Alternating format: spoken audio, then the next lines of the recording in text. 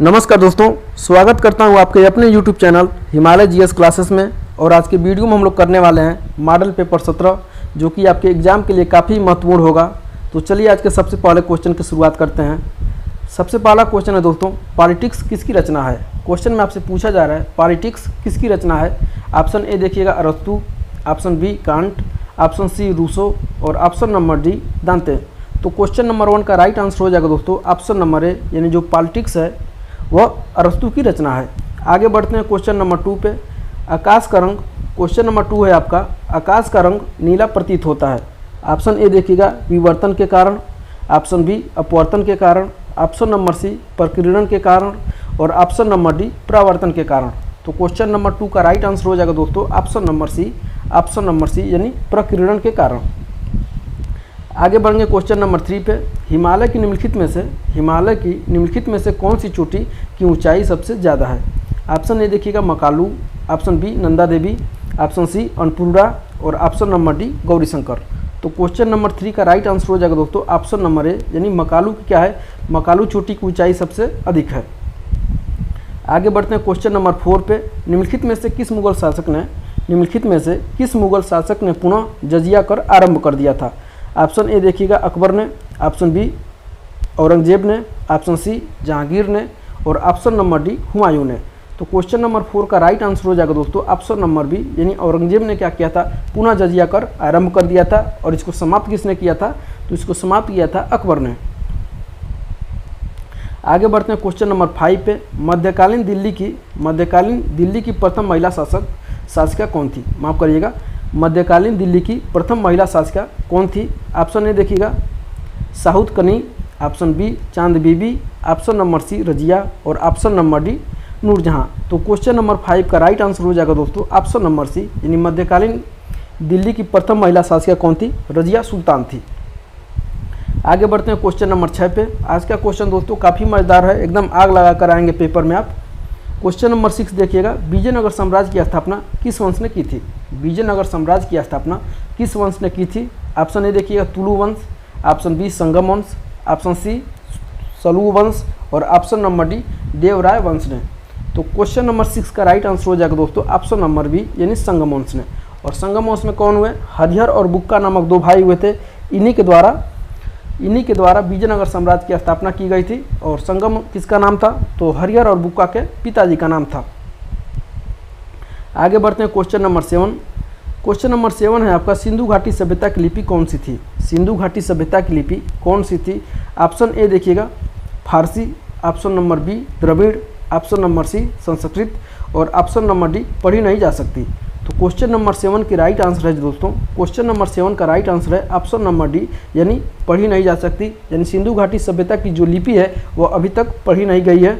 आगे बढ़ते हैं क्वेश्चन नंबर 8 पे। निम्नलिखित में से किसकी तुलना मैकियावेली के प्रिंस से की जाती है। काफ़ी मज़ेदार क्वेश्चन रहेगा आपके एग्जाम के लिए, वेरी इंपॉर्टेंट लगा लीजिएगा इस क्वेश्चन के आगे। निम्नलिखित में से किसकी तुलना मैकियावेली के प्रिंस से की जाती है। ऑप्शन ए देखिएगा कालिदास का Malavikagnimitram, option number B Kautilya का Arthashastra, option number C Vatsyayan का कामसूत्र और ऑप्शन नंबर डी त्रिवल्लुवर।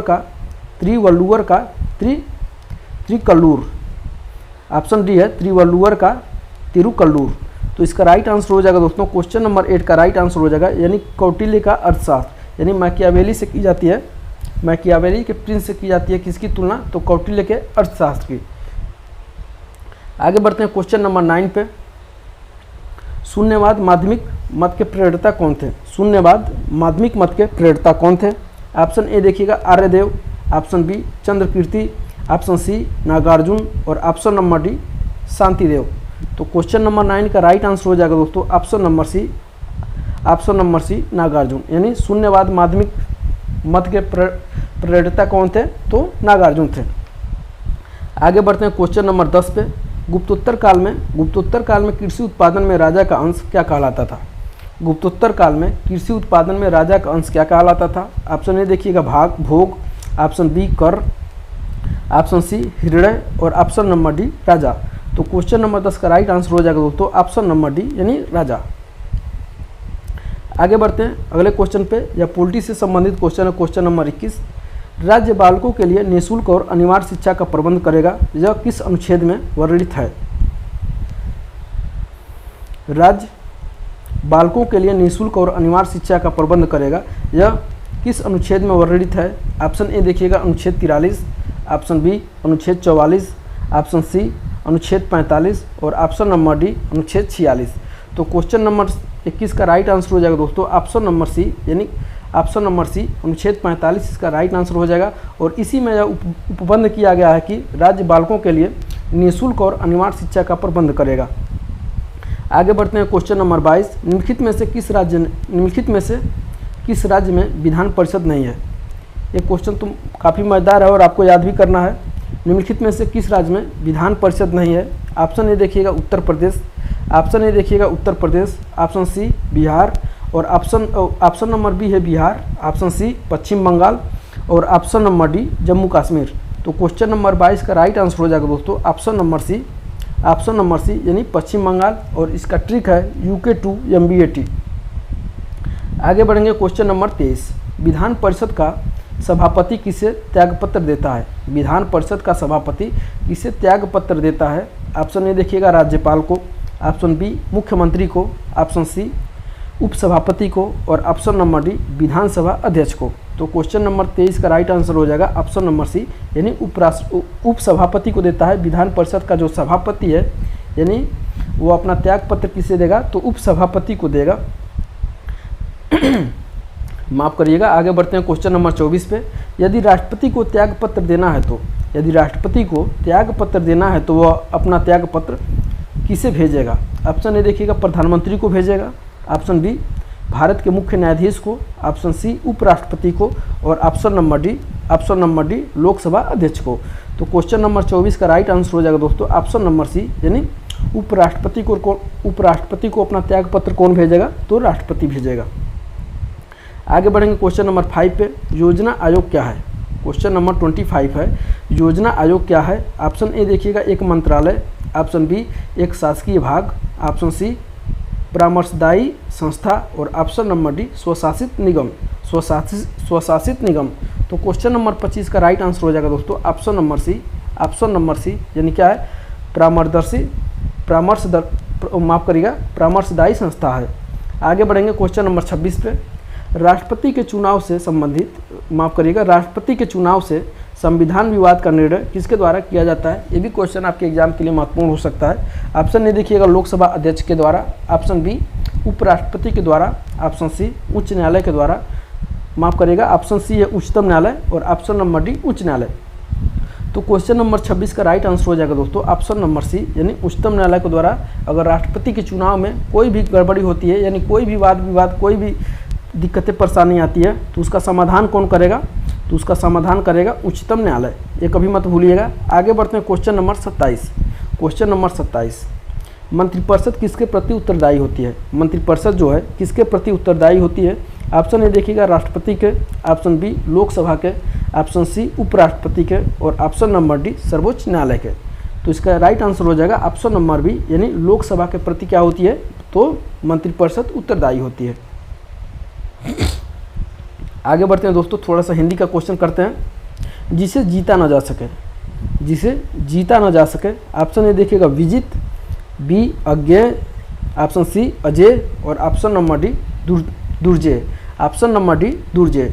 तो जिसे जीता ना जा सके उसे क्या कहेंगे हम लोग? अजय कहेंगे।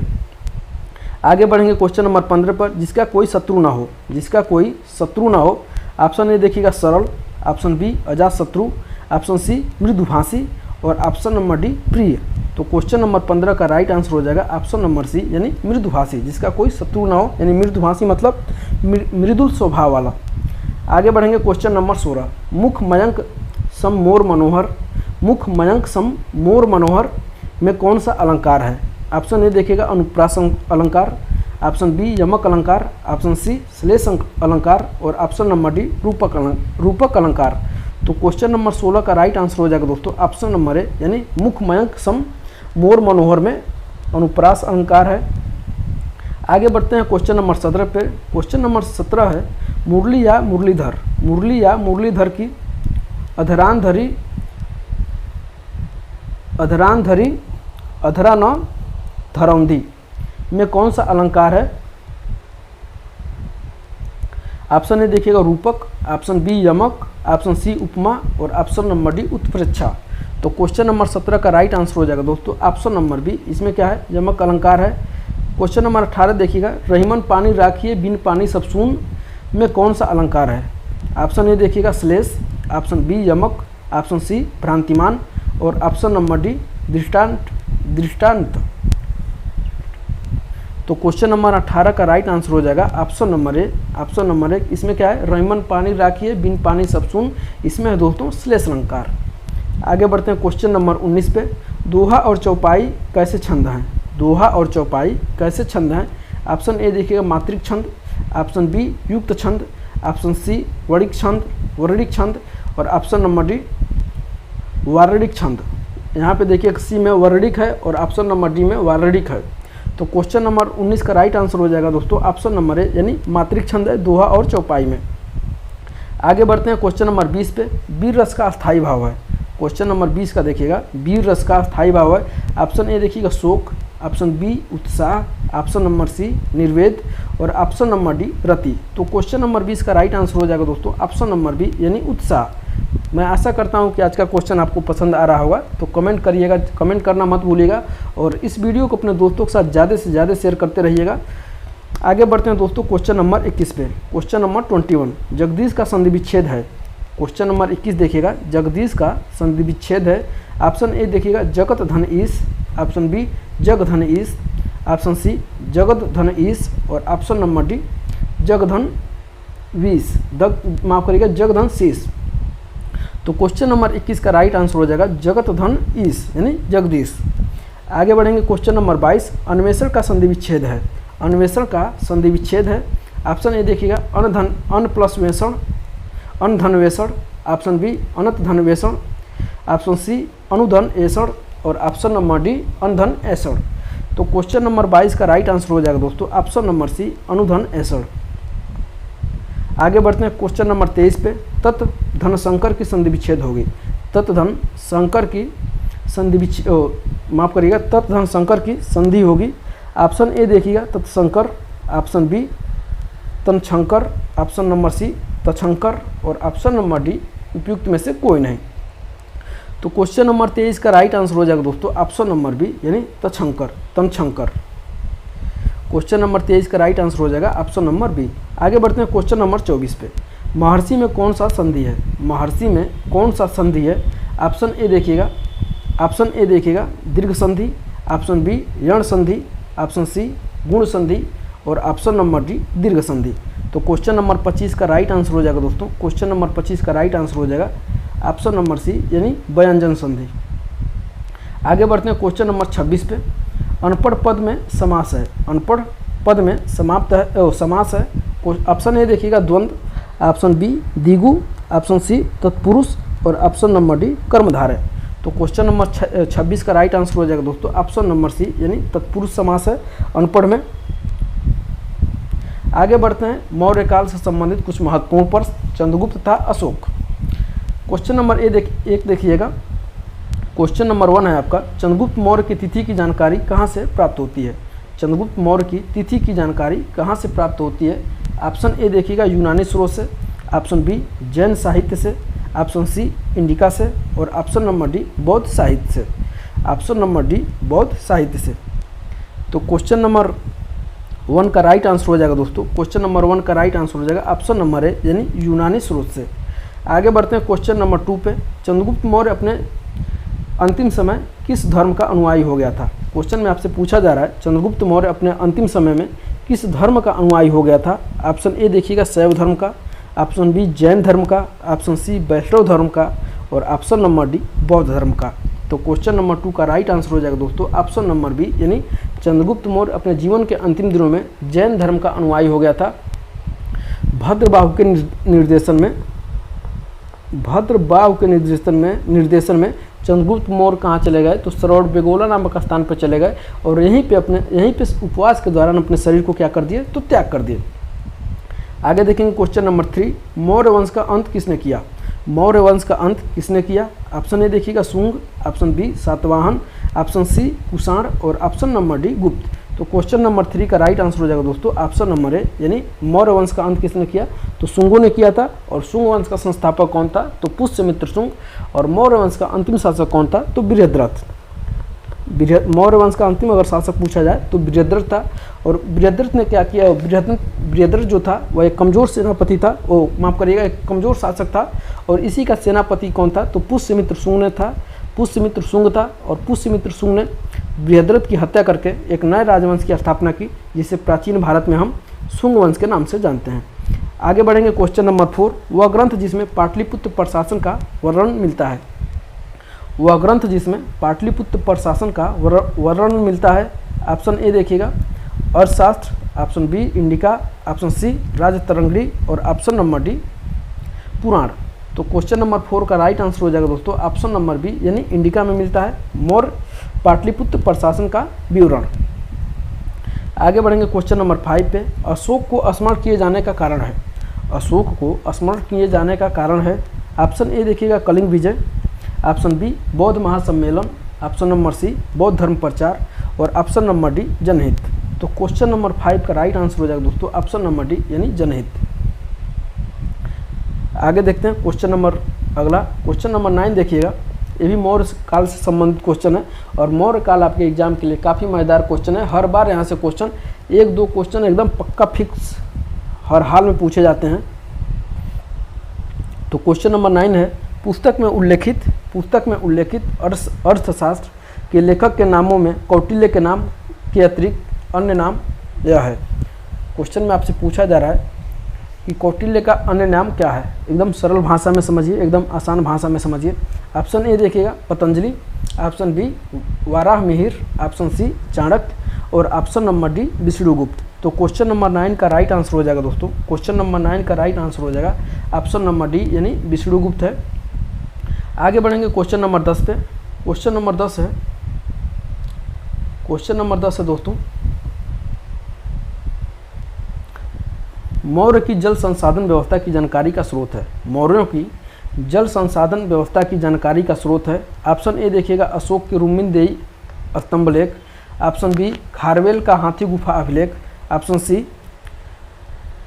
रुद्रदामन का गिरनार अभिलेख और ऑप्शन नंबर डी स्कंदगुप्त का गिरनार अभिलेख। तो क्वेश्चन नंबर 10 का राइट आंसर हो जाएगा दोस्तों, क्वेश्चन नंबर 10 का राइट आंसर हो जाएगा ऑप्शन नंबर सी इन रुद्रदामन का गिरनार अभिलेख। और यहीं पे सबसे पहले तो जानिए कि रुद्रदामन का गिरनार अभिलेख, और सबसे पहले जानिए कि यहाँ पे जो जल संसाधन है तो सबसे पहले उसका निर्माण कौन कराया था, यानी सुदर्शन झील का निर्माण किसने करवाया था, तो चंद्रगुप्त मौर्य ने करवाया था स्वर्णसिकता और पालसनी नदी पर बांध बना करके। तो कहाँ पर, तो सौराष्ट्र में। तो वहीं से यह क्वेश्चन लिया गया है। आगे बढ़ेंगे दोस्तों क्वेश्चन नंबर 11 पे।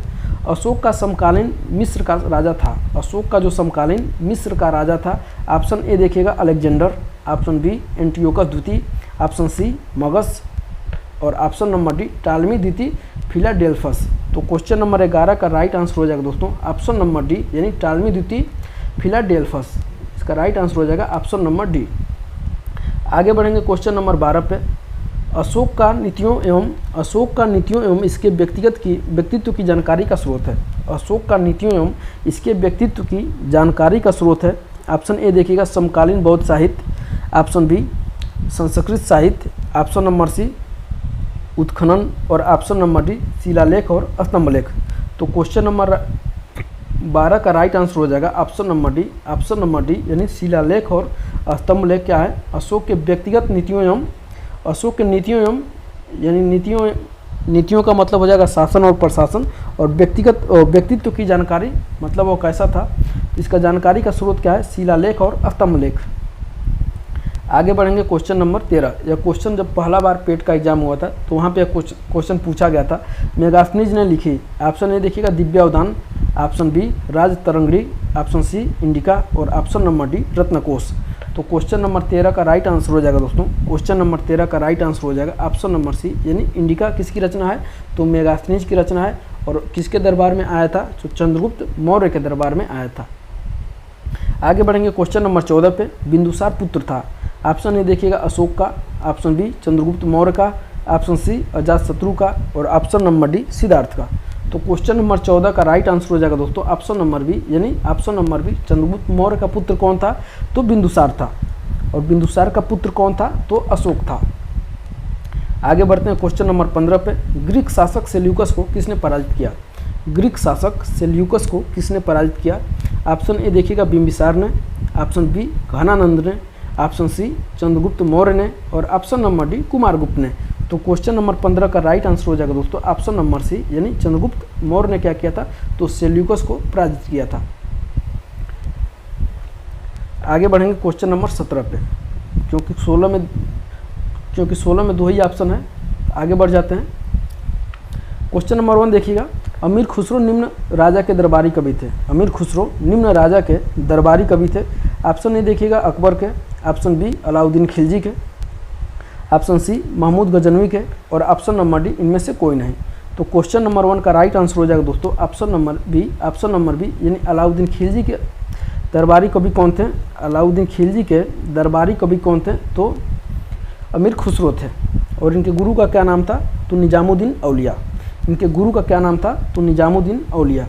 आगे बढ़ेंगे क्वेश्चन नंबर 2 पे। महात्मा बुद्ध द्वारा दिए गए प्रथम उपदेश को क्या कहा गया? यह क्वेश्चन हम आपको करा चुके हैं। अगर आप मेरा बौद्ध धर्म वाला वीडियो नहीं देखे होंगे तो प्ले लिस्ट में जाकर जरूर देखिएगा। मैं गारंटी के साथ कह रहा हूँ कि आपको एकदम जीवन भर कभी नहीं भूलेगा। बौद्ध धर्म एकदम आपके जबान पे याद रहेगा, एकदम आपके माइंड में फिट हो जाएगा। तो जरूर जाकर देखिएगा। क्वेश्चन नंबर 2 है, महात्मा बुद्ध द्वारा दिए गए प्रथम उपदेश को क्या कहा गया? ऑप्शन ए देखिएगा महाभिनिष्क्रमण, बिल्कुल नहीं। ऑप्शन बी धर्मचक्र प्रवर्तन, ऑप्शन सी प्रतीत समुत्पाद और ऑप्शन नंबर डी उपसंपदा। तो क्वेश्चन नंबर 2 का राइट आंसर हो जाएगा दोस्तों ऑप्शन नंबर बी, यानी गौतम बुद्ध के प्रथम उपदेश को धर्मचक्र प्रवर्तन के नाम से जाना गया। धर्मचक्र प्रवर्तन के नाम से जाना गया। आगे देखेंगे क्वेश्चन नंबर 3। मगध में मौर्य साम्राज्य के तुरंत बाद उत्तराधिकारी कौन बने?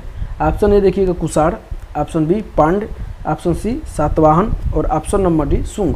ये तो क्वेश्चन पिछले बार भी आया था, थोड़ा सा यहाँ पे घुमा करके पूछा गया है। तो मौर्य के बाद से बताए हैं आपको कि अंतिम शासक था बृहद्रथ, उसकी हत्या कौन कर दी? पुष्यमित्र शुंग ने। और पुष्यमित्र शुंग ने हत्या करके एक नए राजवंश की स्थापना की, यानी शुंग वंश की। आगे बढ़ते हैं क्वेश्चन नंबर 4 पे। आजीवक संप्रदाय की स्थापना किसने की थी? आजीवक संप्रदाय की स्थापना किसने की थी? ऑप्शन ए देखिएगा पूर्ण कश्यप, ऑप्शन नंबर बी मक्खल पुत्र गोसाल, ऑप्शन नंबर सी पकुध कच्चायन और ऑप्शन नंबर डी संजय बेठली पुत्र।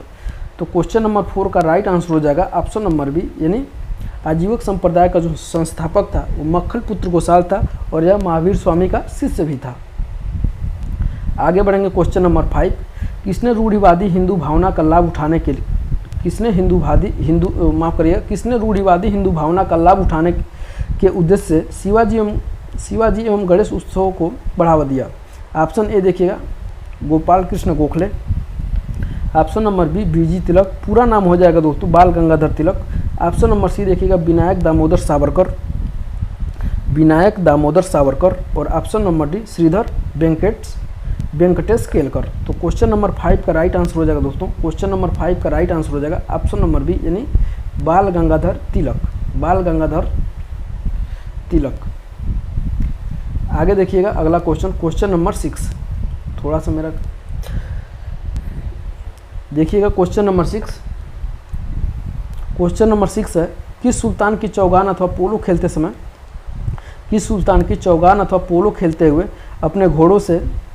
अपने घोड़े से गिरने के बाद तुरंत मृत्यु हो गई? ऑप्शन ए देखिएगा घार के Mohammad, option number B Qutubuddin Aibak, option C Iltutmish और option number D Ghiyasuddin Balban. तो इसका राइट आंसर हो जाएगा दोस्तों कुतुबुद्दीन ऐबक जब क्या कर रहा था तो चौगान यानी पोलो खेल रहा था तो घोड़े की काठी से गिर करके उसकी मृत्यु हो गई थी। आगे बढ़ेंगे क्वेश्चन नंबर 7 पे और यहाँ से क्वेश्चन पूछा जाता है कुतुबुद्दीन ऐबक से संबंधित, यानी लाख बख्श के नाम से कौन जाना जाता है? तो कुतुबुद्दीन ऐबक, क्योंकि यह लाखों में दान देता था। आगे बढ़ेंगे क्वेश्चन नंबर 7। ब्रह्म समाज के संस्थापक थे? ऑप्शन नंबर ए देखिएगा देवेंद्रनाथ, ऑप्शन नंबर बी राजा राम मोहन राय और ऑप्शन नंबर सी केशव चंद्र सेन और ऑप्शन नंबर डी दयानंद। तो क्वेश्चन नंबर 7 का राइट आंसर हो जाएगा दोस्तों राजा राम मोहन राय ब्रह्म समाज के संस्थापक थे और 1828 ईस्वी में राजा राम मोहन राय ने 1828 ईस्वी में राजा राम मोहन राय ने कलकत्ता में ब्रह्म समाज की स्थापना किए थे। आगे बढ़ते हैं क्वेश्चन नंबर 8 पे। क्वेश्चन नंबर 8 है आपका 1932 ईस्वी में पूना समझौता के साथ 1932 ईस्वी में पूना समझौता के साथ किसका सीधा संबंध था? ऑप्शन ए देखिएगा भारतीय महिलाएं, ऑप्शन नंबर बी भारतीय मजदूर वर्ग, ऑप्शन नंबर सी भारतीय कृषक वर्ग और ऑप्शन नंबर डी भारतीय दलित वर्ग। तो क्वेश्चन नंबर 8 का राइट आंसर हो जाएगा दोस्तों ऑप्शन नंबर डी यानी भारतीय दलित वर्ग। तो मैं आशा करता हूं कि दोस्तों आज के क्वेश्चन आपको समझ में आए होंगे। अगर आप अभी तक हमारे चैनल को सब्सक्राइब नहीं किए हैं तो सब्सक्राइब कर लीजिएगा और इस वीडियो को अपने दोस्तों के साथ ज़्यादा से ज़्यादा शेयर करिएगा। और मिलते हैं अगले वीडियो में, तब तक के लिए बहुत बहुत धन्यवाद।